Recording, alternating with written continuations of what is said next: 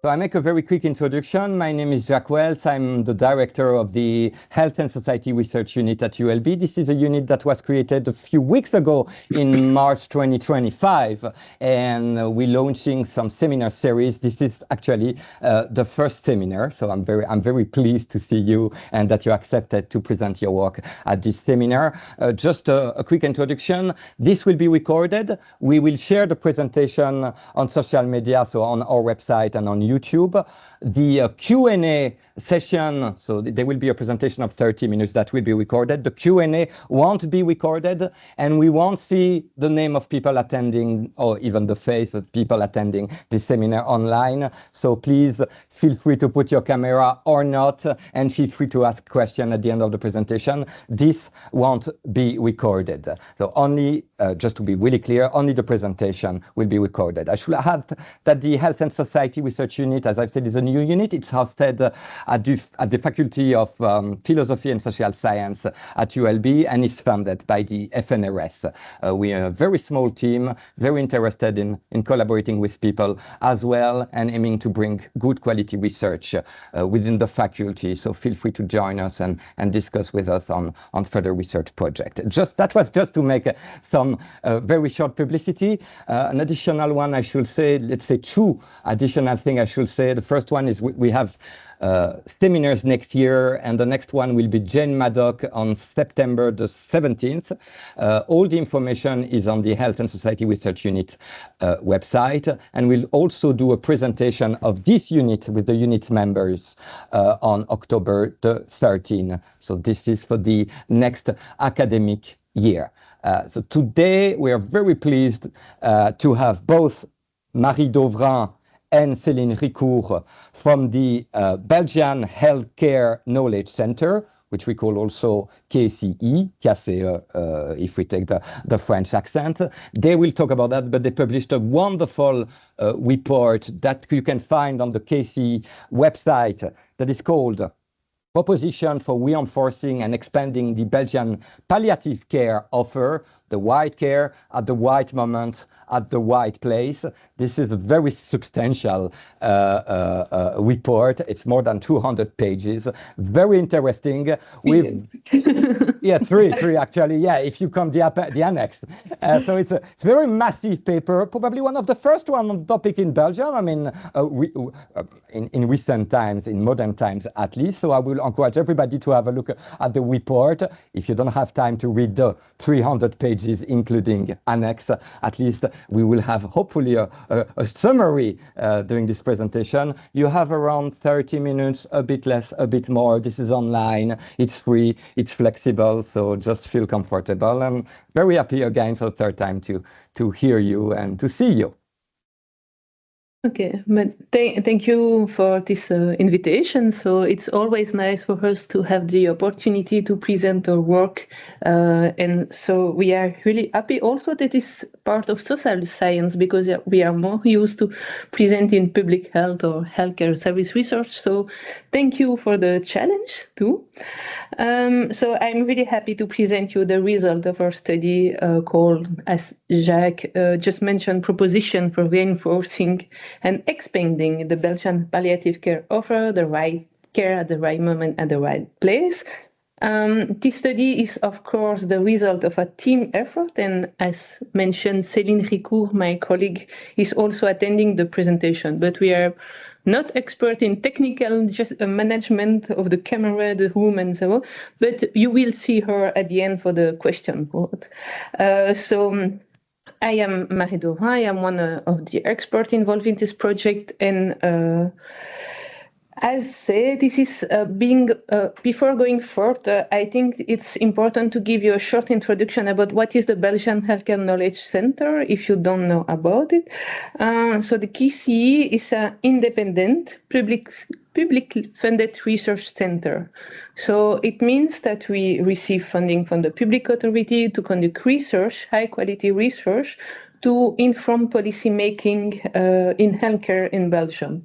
So our main commissioner, if we could say like that, is the National Institute for Health and Disability Insurance, so INAMI-RESIF. of also the Ministry of Public Health in Belgium, but we could also have a proposal submitted by the region or other center. So we are independent, so it means that we have the full liberty to conduct our research, to come to conclusion, and to propose recommendation, but we are not in charge of the implementation of the recommendation. So this is the part devoted to the policymaker or to the professional or clinician, whatever. So we have different research program, if I can call them like that. We mainly focus on health service research, so organization and funding of healthcare in Belgium. We also conduct health technology assessment, guideline for practice for clinicians. We also host a really exciting funding program for non-commercial clinical trials, which is much needed in this time.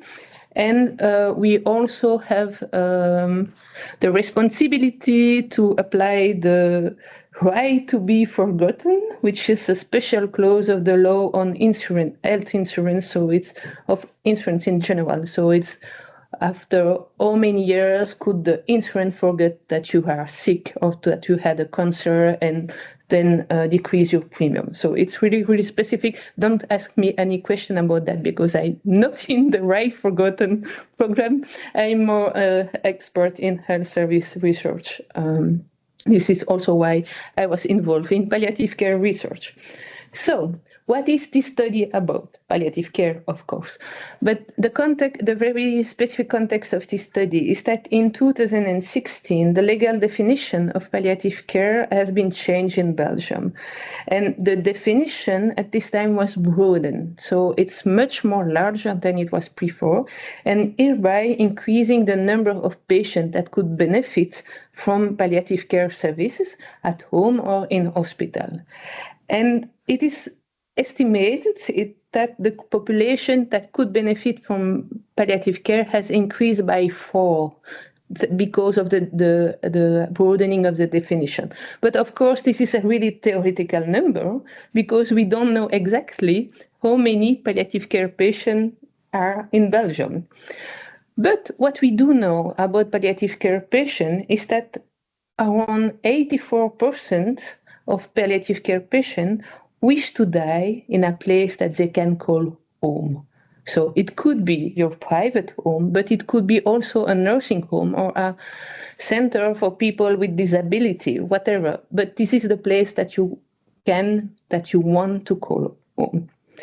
And we also know that respecting patient preference for dying at home is key to palliative care, because palliative care is all about quality of life. But in practice, the current offer in Belgium is really limited to meet this preference. And in this context, the Federal Cell for the Evaluation of Palliative Care, which is something that has been created at the level of the Ministry of Public Health, suggested to invest in a care offer that they decide to call palliative middle care. So palliative middle care is a really Belgian invention that doesn't exist in the scientific literature, but what they want to say they aim to say with palliative middle care is that we need something at the intersection between hospital care, home care, and mostly residential. This is how they define it, and then they have the KCE to further dig into this idea of there is something missing. We suggest palliative care, palliative middle care, but KCE Research Center help us to find maybe something that could meet the need of the patient in the Belgian context, which is really important. This is a contextualized research, and we try as much as possible to take into account the specificity of Belgium, or complexity, or governance, or regional organization, and so on.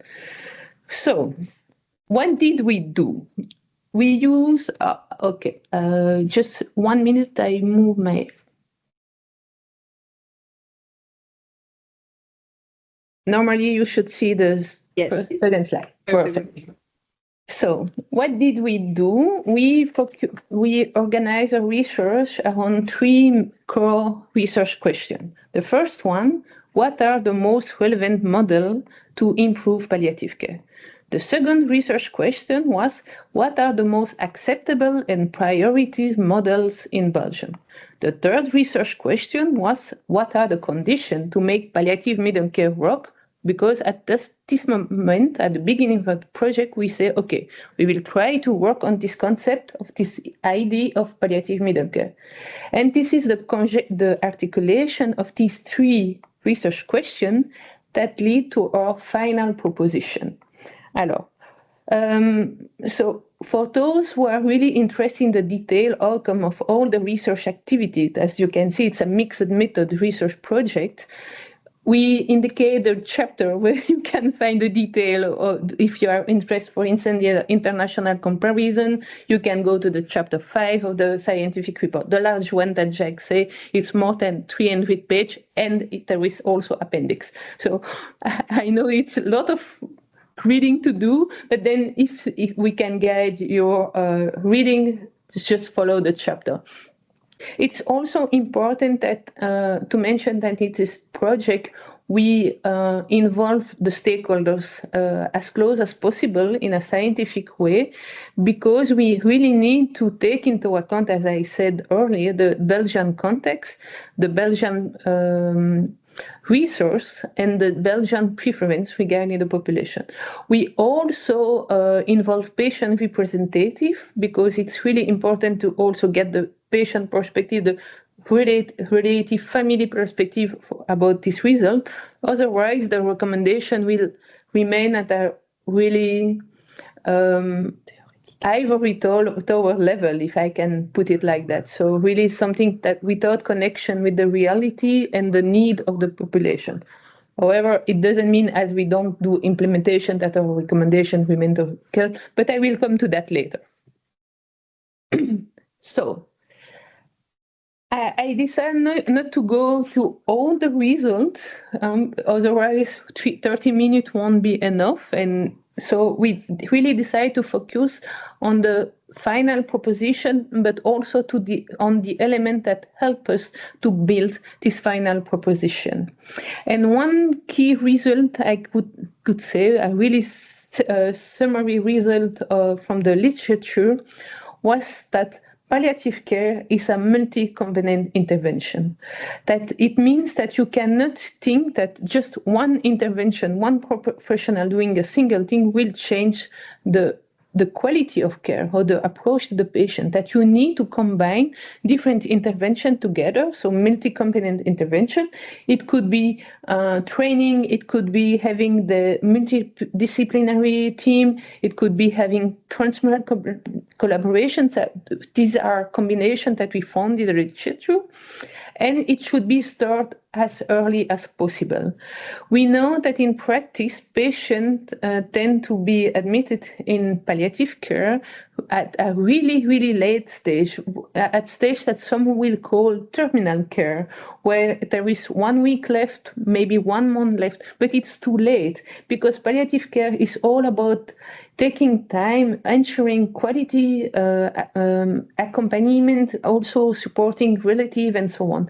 So this is two really important findings, and we find somehow that there is some effectiveness regarding palliative care, that it reduces hospital, so specialized palliative care could lead to a reduction of hospital use. There are less visits in emergency room in the last month of life. Imagine what could it be, and people are less likely to die at home, which is one of the key elements.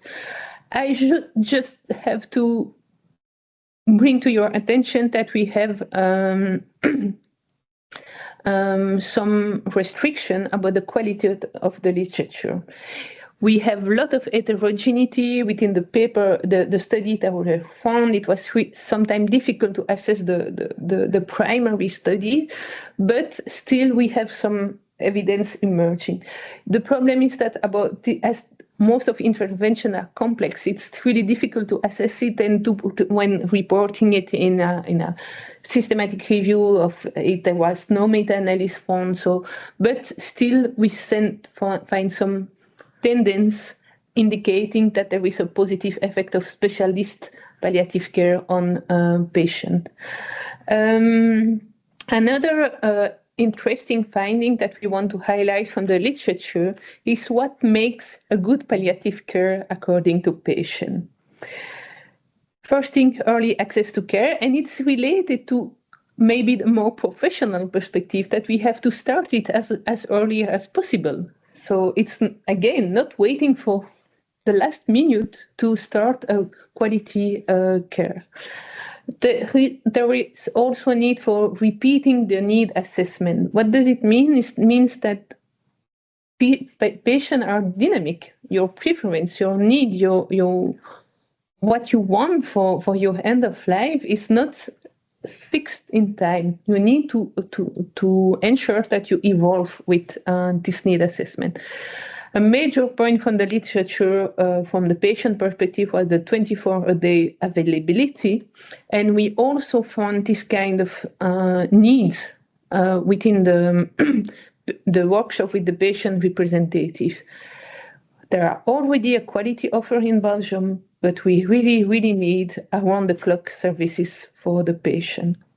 Also from the literature, respite care and equipment to stay at home, which are two elements in relation to the willingness to die at home. If you don't have equipment to stay at home, for instance, a hospital bed, how can you envision to keep your relative at home as long as possible if a care bed are not made for patients? Let's put it like that. Okay. These are the findings from the literature we wanted to highlight, but again, we have much more results. And now I'm turning to elements that are, how can I put that? A key step in our study was the identification of transversal dimensions that need to be considered when supporting the development and the reinforcement of the offer. So it means that whatever we suggest as solution, whatever we find in our data, we have to check. It could be like a form of quality checklist that these 7 principles are enforced in the proposal. It may sound really generic, but these principles emerge from the triangulation of the data, from both the site visit we did in Belgium, from the discussion with professionals, with patients, but also from the literature. And we really think that it helped, that having these principles really help to frame also what we want as palliative care offer. So no, maybe this is the moment that that you were the most interested in. So I will present you our final proposal. So it's really jumping to the end, but I think this is also why you were here today. So I will try to be as clear as possible. So if there is some uncertainty, don't hesitate to shoot. So I repeat what I'm saying. The first key element within our final proposition is the need for an assessment of the patient preference, the need of the patient, and the resource of the patient. And this assessment should include a discussion about advanced care planning and include the picked one, so the patient, I'm really bad with the assessment of the palliative status of the patient, determining whether the patient could benefit from palliative care service or not. But alongside the assessment of the need of the patient, we also insist on the need to assess the need, the preference, the need and the resource of the relatives. Don't forget the families. And the same assessment with the professional. And the assessment of the professional means that if the patient has already a GP, what are the resources of the GP to take care of the palliative patient? If the patient has already, I don't know, home nurse, what are the resources of the home nurse? Where does the patient live? does the patient live in the middle of nowhere where there is no resource in the close vicinity, or on the contrary, they live in a city center where you have a lot of social support service, respite care possibility. This is really important to take the time to assess for both patient, but also for both entourage and professional. Who should do that? Who should do the assessment? And from our study, it needs to be a multidisciplinary assessment. We cannot do this kind of complex assessment on our own as healthcare professional or as social worker. It should be a multidisciplinary assessment, but in collaboration with the existing service. When it exists, we agree that there are still patients in palliative care that don't have a GP. But if there is a GP, please involve the GP. If there are home nurse, please involve in home nurse. If there are social worker, I don't know, just find the person that are present, that are really that maybe don't know yet if they feel they're confident to take care of the patient, but at least make this assessment as multidisciplinary and comprehensive possible. But don't forget, repeat it. It's not because you do it one time that it's done and we don't need to do. So based on this assessment, we could have two situations. The first situation is the patient that wish to stay or return if the assessment is by for example, I was saying Beverdeal. For example, if the assessment is conducted at the hospital because the person was hospitalized for a cancer treatment and they decide no, it's palliative now. The person want to stay or return in their usual place of residence. This is one possibility. The other possibility is that the person don't want to stay home. The patient live alone. The patient doesn't want to be a burden for his family, or it's not possible at the moment to stay home because there is no. In the resource evaluation, we can say that there is no medical bed and that you have to wait until the medical bed is installed. But you don't have a home care nurse team that then can take care of the patient. So maybe you have to wait a bit until we find professionals that can take care of the patient and so on. So there are a lot of situations that could occur, but the patient cannot stay, do not wish to stay, or is not able any longer because it's too complex for whatever reason. Part of the assessment after this another dimension that need to be assessed is really clinical and medical, is the extent to which the patient needs technical care. Oh, we put it in another way. Does the patient has technical medical needs? So it implies using equipment, medical equipment, for instance, a syringe pump of perfusion or dialysis. The list is quite long. Or do they have, so they could have limited, where there is not that much equipment, not that much specialized skills from the professionals that are required, or on the contrary, really extended technical medical needs requiring specialized equipment, specialized monitoring, and so on.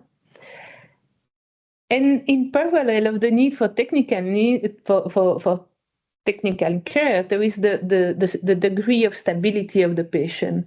And I really want to insist, we talk about medical stability. We don't talk about social stability or psychological stability or emotional stability. That is the 4 pillars of palliative care. We are really, really, really focusing on medical/somatic stability because these are this stability degree will influence also the need for surveillance or for monitoring that is required for the patient. But emotional stability, it means that we could have people that are highly socially unstable, So we really want to distinguish social, emotional, psychological, spiritual aspect from the somatic one in this case. I know that it sounds maybe really simplistic, because in reality, patients are far more complex, but we need also objective criteria. And somatic needs is maybe the most easy to assess for the stability of a patient. Okay. So we have the assessment of the patient, and what happened next? The patient may be in a situation where he wants to stay home, or has limited technical care needs. He's quite medically stable, and he could stay within the community. So, where any place, but not the hospital. Let's put it like that. And when the patient is staying in the community, if they are medically stable, have limited technical care, palliative care could be provided by generalist healthcare professional. You don't need to have highly specialized healthcare professional to take care of palliative patients that have that are medically stable. It means that the professional that will take care of this kind of patient are professionals that are regularly involved in palliative care. They have some knowledge, some training in this area, but palliative care is not their main activity. The best example is a GP. A GP is considered as a generalist in palliative care. It belongs to the generalist palliative care professional, similar than home care nurse. They don't have, not home care nurse have palliative care patient, but they also care for other kind of patient, chronic patients. Same for GP. He has also patient with acute needs, which are not palliative.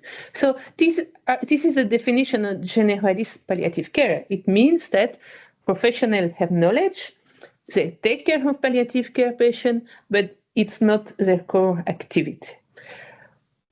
But in the community, we also already have specialist palliative care that could support professionals who deliver generalist palliative care. So these are the multidisciplinary palliative care team, the mobile team, if we can put it like that. There are also daycare centers, not in Wallonia, but in Flanders there are a lot of daycare centers for toute proportion gardée, disons ça comme ça.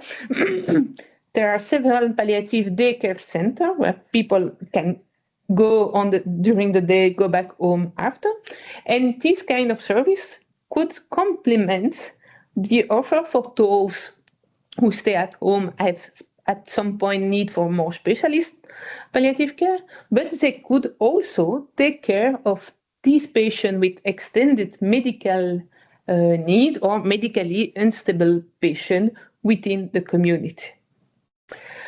But there are also situations where the same patient, so those stable patient, will have to go to the hospital. Maybe because of the palliative care situation, maybe because of something else. And in this configuration, this patient could be hosted in any healthcare unit. They don't need to go to a specialized unit because they're, again, staff from a medicine ward in a hospital should be able to take care of any palliative care patient with simple technical need, patients that don't need specific specialized palliative care, patients that are stable. We distinguish geriatrics and oncology unit, but again, a geriatrics unit and oncology unit is not a specialized service in palliative care. The main mission of oncology unit is taking care of cancer from all the situation. And again, in geriatrics, please, geriatrics is certainly not synonym of palliative care. It is part of their mission, but they have much more to bring to the patient than palliative care. But it could also happen that patients are going to the hospital and then are in need for more specialized palliative care. As you can say, they could stay in a general palliative care unit, but then be supported. The staff of this unit could be supported by the hospital mobile team in palliative care. So this is part of the function in hospitals. And you need to have palliative mobile team. And in some case, you could have also a stay in a specialized palliative care unit where you have professionals that are highly trained in palliative care, whose main activity is palliative care. They don't do other care, it's palliative care. Same for the mobile team. The main mission is palliative care. They work in interdisciplinary team. They have there are several professions, and the specialist palliative care is supposed to work with the most complex palliative care patient. Okay, so this is the distinction between generalist palliative care and specialized palliative care. And currently in Belgium, specialist palliative care is either the mobile team in hospitals or in the community, the residential hospital unit in palliative care, or the daycare center. What you can see on the scheme is the current situation. This is what happened now in Belgium when you have patients that needs palliative care. Generalist palliative care, mostly in the community, with mostly some possibility for residential, but there is no residential possibility in specialized palliative care in the community.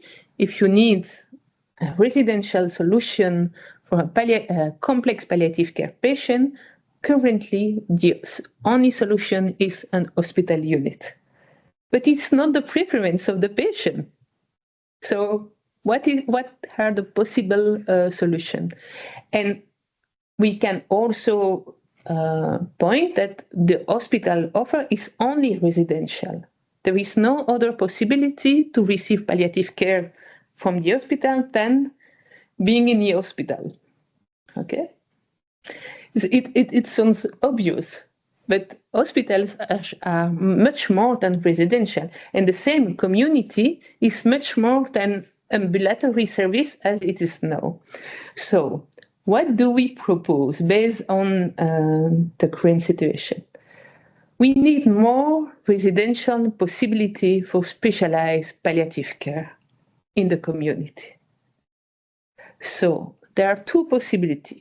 For patients with limited technical and medical needs, who are medically stable, we found that one solution could be the creation of non-medicalized residential service.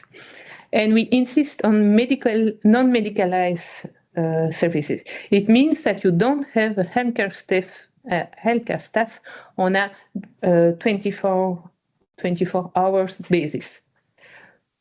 On the contrary, you work with the existing healthcare professional of the patient. If the patient has already a GP, keep the GP and allow the patient to stay in this kind of service, and the GP could be there. It doesn't mean that the staff within the service is not specialized in palliative care.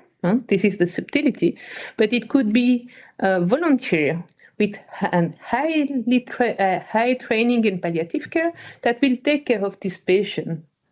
But medical care remain in the end of healthcare professional. But we could also have in the community patients who are medically unstable, and then the solution based on our study is to create medicalized residential services. And by medicalized, it's nurse-led palliative care service.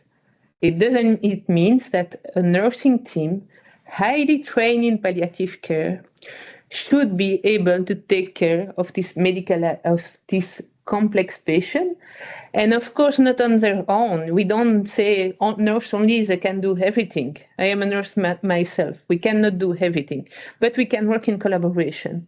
So it means that within this medicalized services. You could have an interdisciplinary team, but the medicalization is because of the presence of a permanent nursing staff.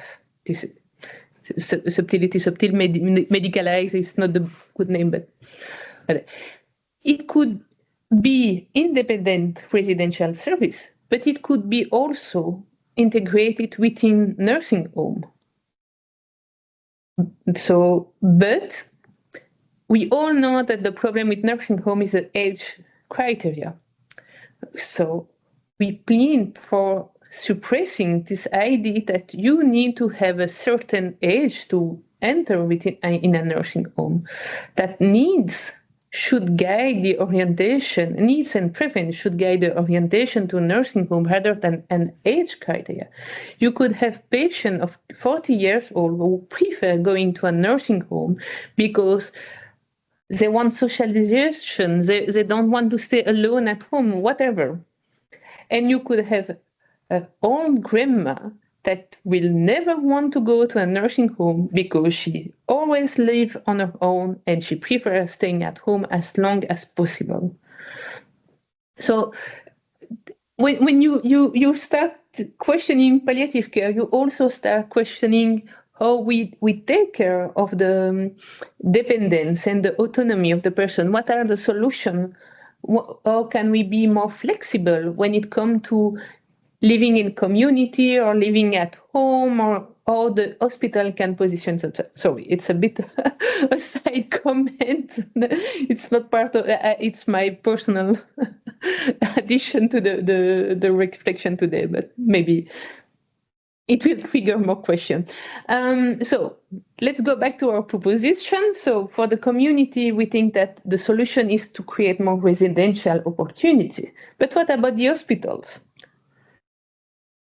We found, I would say it's not we suggest, we found that hospital at home is certainly a solution that needs to be supported to increase the availability of palliative care at home. Hospital at home already exists in Belgium, but it's really limited. It's only chemotherapy and antibiotics therapy by intravenous injection. But it exists. We already have hospitals at home. And we saw that in our international comparison that, for instance, in France, they use more and more hospitals at home as a solution to providing palliative care within the community. The second solution that we suggest to improve the connection between hospitals and community regarding palliative care is transmural consultation. What does it mean as transmural consultation? It's bringing the expertise from the hospital to the community and allowing maybe one-shot consultation into an expert for a rare disease with the GP, with the palliative care mobile team, the patient, the family, to find this specific solution for this patient. We had also, it could be also interesting for people with disability, intellectual disability. It's challenging, and not all GP can handle palliative care with people with intellectual disability. And we know that the mobile team in the community, they do already a lot of work and expertise, but you cannot be an expert in everything. So this kind of transmural consultation is also making expertise available, and we found that it should be done through telemedicine. So also to prevent too many displacement of the patient in palliative care. And the last solution in the hospital context is that the existing day hospital also offer palliative care. And so we have a lot of day hospitals at the moment for cancer treatment and cardiologic treatment and so on. There are a lot of possibility. But what we found is that patient may be treated for the cancer for 2 years within the day hospital, and then is no longer responding to the treatment, and the patient is I would say, forward to palliative care. Why maybe the day hospital, the patient is still able to go to the day hospital. He want to keep the healthcare professional, the team, because they know him for their, and the same for the professional. It's not because the patient are no longer responding to the treatment that we have to drop them. And it will also allow for more continuity between the more curative approach to the more caring, but from curing the disease to supporting the patient and promoting quality of life. Really being able to navigate from to the balance of quality and quantity of life. Okay, so you can see that where we put the crosses, these are the solution that needs to be created. But let's face it, this solution won't have any impact if we don't invest in the existing offer, because we support a collaborative model. We want more interaction between hospitals-based palliative care and community-based palliative care. There is a need for more interaction between the professionals, but they need to be supported. And if we want more patients staying at home, we need more mobile teams in the community context. We need more daycare center. And as some of you may know, there is no palliative care unit, no palliative care beds in each hospital. So maybe this is not needed to have palliative bed everywhere, but there are regions where there is no bed at all. If you are German speaking in Belgium, you won't have a palliative bed in the hospital close to your place. So taking into account all these elements, we need more in the existing offer if we want to make things working. For instance, if in nursing home there are ratio for palliative care refund, but it's insufficient compared to the aging population, to the number of persons in nursing homes.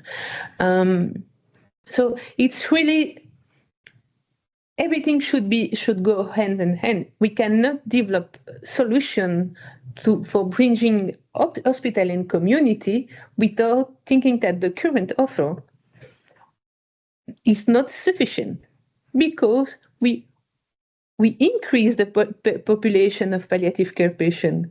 They said it, so the law changed, so there are more patients. So if there are more patients, you need more beds.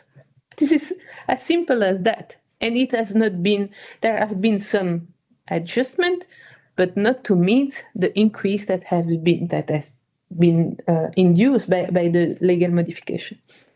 A last solution that we want to stress within our model is the need to reinforce the collaboration inside hospitals too. And we suggest that the current function palliative care evolve in a palliative care program. So it's it's more comprehensive, and the ideal will be to integrate the new service to be created with the palliative care unit, the mobile team, and creating a program will also allow professionals to move from one services to another. For instance, it may be not necessary to have 2 full-time equivalent medical doctors for the palliative care unit, but then the medical doctor could also participate to the activity of the hospital at home, the palliative care of the day hospital, and so on. So it's really the idea to make the most of the collaboration within hospital. I'm still talking, so don't hesitate to say I have to stop, otherwise there is no... Well, you can still conclude maybe, so that we can have a bit of time for questions, but I don't put any pressure on you. Super. So in the next slide, because those who participate will receive the presentation, you will have more detailed info about the different proposition we made, the idea, the professional, the objective, etc. So it's a bit what I already say, but more in detail. So I will move a bit further. And maybe I should just go to the 5 recommendations, but really quickly. So you already understood that we advise to create a new palliative care. Oh, no, before the recommendation, yeah. No. Create a new palliative care offer with a distinction between community hospital, but also that each of these offers includes specific attention for the relative and the caregiver. So a specific respite offer and support, and including outside working hours. And it means also that the relative, the caregiver should be the focus of the support. It's not, oh, your husband is dying. How do you do? No. Your husband is dying. What do you need? How can we help you? This is support. This is respite care. It's not something you do on the side when you think about it. Really formalizing the support to the family and the caregivers. So you also understand that we recommend to increase the budget for the existing palliative care offer to meet European standards regarding palliative care. So I put you the standard here. We also recommend to better frame the training of the healthcare professional and volunteers with the distinction between palliative care approach, generalist palliative care, and specialist palliative care. And it's also useful to communicate about what you can expect from a professional when you're a patient or when you are another professional. Better informing patient and family, because there are so many information that are lost in the world, and it means that patients don't benefit from the support that they have entitled to receive. And the final recommendation is to have really an approach, a territorial approach of palliative care. Not all regions in Belgium have faced the same difficulties, the same resource. We talk about Luxembourg province compared to Brussels. It's not the same issue. It's not the same population. We talk about the German-speaking community. It's not the same challenge they faced than someone in Antwerp. So really have a local approach to palliative care and also to better integrate it within the community. Do we need palliative middle care in Belgium? This was the question asked by the Federal Palliative Care. Alors, we need something, but it doesn't need to be called palliative middle care, because middle care doesn't reflect what we want. What we want is an offer that is comprehensive, that takes into account specialized palliative care and generalist palliative care to cope with the whole spectrum of the need of the patient and of the preference. So we really advise to work on the need of specialized palliative care, generalist palliative care, palliative care, because middle care, it doesn't correspond to something that professional can understand. Middle could have so many definitions, because we ask the question, we ask professional and patient, what do you think about middle care? And you have intensive middle care units. So how do you distinguish what is the middle? Intensity, intermediary. So don't use the palliative middle care, use specialist generalist palliative care. What will happen next? Hopefully, the current Minister of Public Health mentioned palliative care in the government declaration, so we may hope that there will be change, and notably some legal change, because there are some problems because of a wrong implementation of the royal decree in agriculture, and this has implication for the patient too. So we will see what the future entails. Thank you for your attention. The full scientific report is, of course, in English on our website with appendix too many pages. So if you read French or Dutch, go to the syntheses that are 30 pages with the proposition and more and available.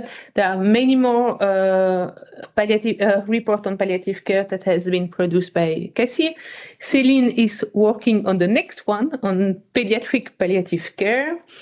And if you want to contribute to KCE research program, we have our ongoing call for research proposals. So all of you can propose something as long as it's healthcare related. Citizen, volunteers, professional, academics, everybody is invited to contribute, and all the information are on our website.